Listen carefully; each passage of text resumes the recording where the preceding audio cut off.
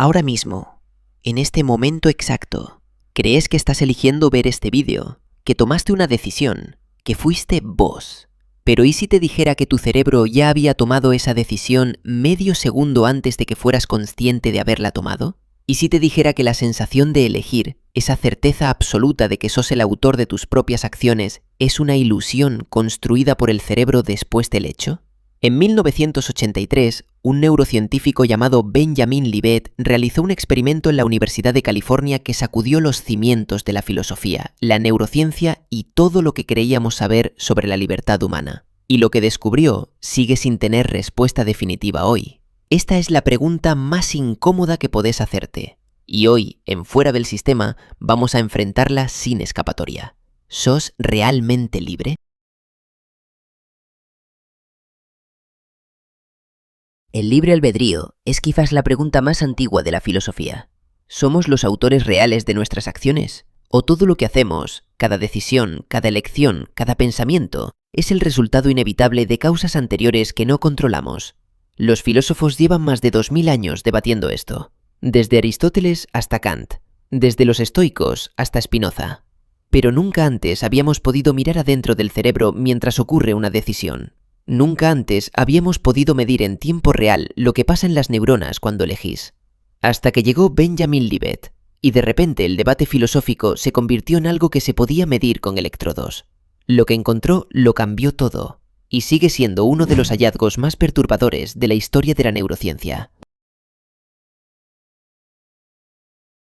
Benjamin Libet diseña un experimento simple en apariencia. Pide a los participantes que muevan la muñeca cuando quieran, que noten en un reloj de movimiento rápido el momento exacto en que sienten la intención de moverse, y mide la actividad eléctrica de su cerebro con electrodos durante todo el proceso.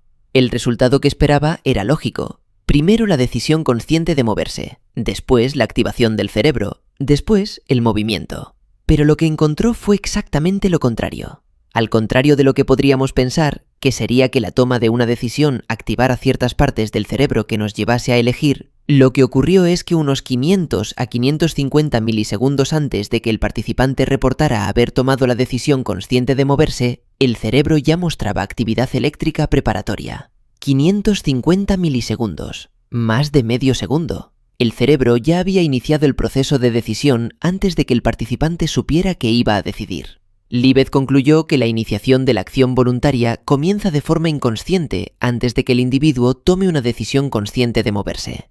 Esto sugería que la sensación de libre albedrío podría ser una percepción retrospectiva, una especie de justificación consciente de una acción ya iniciada por procesos cerebrales inconscientes. Deja que eso entre. La decisión ya estaba tomada. La consciencia solo llegó después, como un narrador que cuenta una historia que ya ocurrió. Y estudios posteriores con resonancia magnética funcional fueron aún más lejos.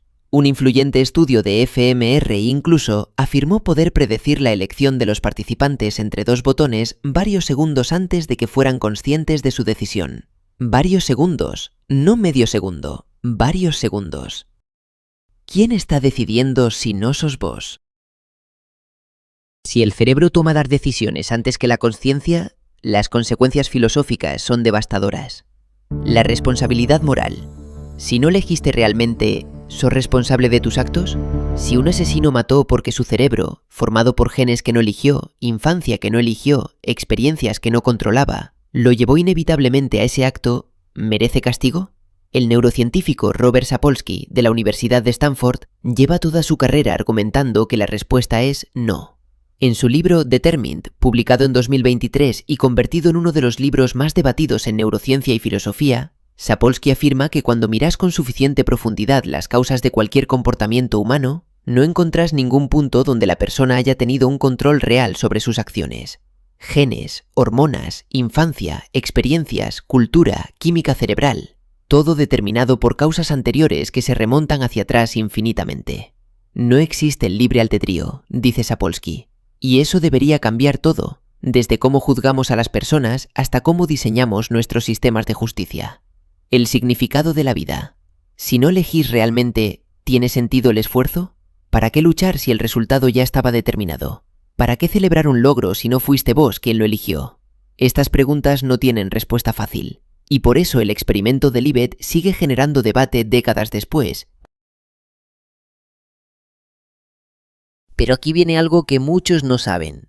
El propio Libet no concluyó que el libre albedrío no existe. Libet argumentó que, aunque el cerebro puede iniciar el movimiento sin la intervención consciente, todavía existe un pequeño espacio de tiempo en el que la conciencia puede intervenir y detener el movimiento, lo que él denominó el veto consciente.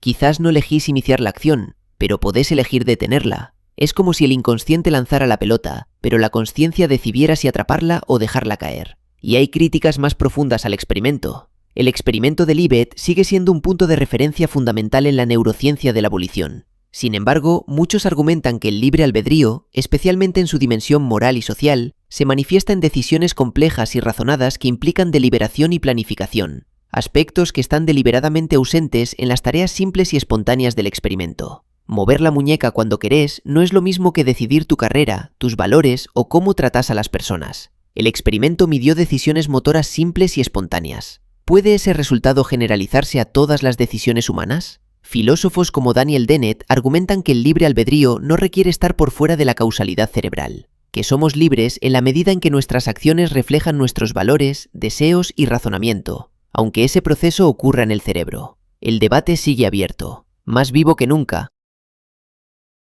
Hay algo que la neurociencia todavía no puede explicar: la consciencia misma. Podemos medir qué partes del cerebro se activan, podemos predecir movimientos con segundos de anticipación. Podemos mapear cada neurona que dispara, pero no podemos explicar por qué hay experiencia subjetiva, por qué hay algo que se siente desde adentro, por qué no somos simplemente autómatas procesando información en la oscuridad. El filósofo David Chalmers llama a esto el problema difícil de la consciencia, y dice que ningún avance en neurociencia lo ha resuelto todavía. Porque una cosa es explicar cómo procesa información el cerebro, otra muy distinta es explicar por qué esa información tiene una experiencia subjetiva asociada. ¿Por qué hay un vos que la experimenta? Y mientras esa pregunta no tenga respuesta, la pregunta del libre albedrío tampoco puede cerrarse. Porque si la consciencia es algo más que el resultado mecánico de neuronas disparando, quizás hay algo en ese vos que sí elige, que sí es libre, aunque todavía no podamos medirlo. Quiero ser honesto con vos. Este video no tiene respuesta definitiva, porque no existe todavía. Lo que sí existe es la incomodidad de la pregunta. Y esa incomodidad importa. Si el libre albedrío es una ilusión, tal vez eso nos invite a juzgar menos a los demás, a entender que cada persona es el resultado de fuerzas que no controló completamente, a construir sistemas más compasivos y menos punitivos. Si el libre albedrío existe, aunque sea parcialmente, aunque sea solo en la capacidad de vetar lo que el cerebro inicia, entonces cada elección que haces tiene un peso enorme. Cada momento en que elegís lo difícil sobre lo fácil, lo generoso sobre lo egoísta, lo consciente sobre lo automático, es un acto de libertad real. Ninguna de las dos respuestas es trivial. Ambas cambian cómo vivís. Eso es lo que hace a esta pregunta diferente de casi todas las demás. No es solo filosofía abstracta, es la pregunta más personal que existe. ¿Quién sos en realidad? ¿Y cuánto de eso elegiste? Obviamente hay condenas que deben de ser severas, ya que al final se deben juzgar los crímenes a igualdad de actos cometidos. Eso fue Fuera del Sistema. Quiero saber qué pensás vos. ¿Crees que tenés libre albedrío? Déjame tu respuesta en los comentarios. Este es exactamente el tipo de pregunta que merece un debate real. El próximo vídeo vamos a ir aún más profundo. ¿Qué pasa en el cerebro cuando rezás o sentís la presencia de Dios? La neurociencia de la fe y la experiencia espiritual. Suscríbete si no querés perdértelo. Hasta la próxima. Fuera del Sistema.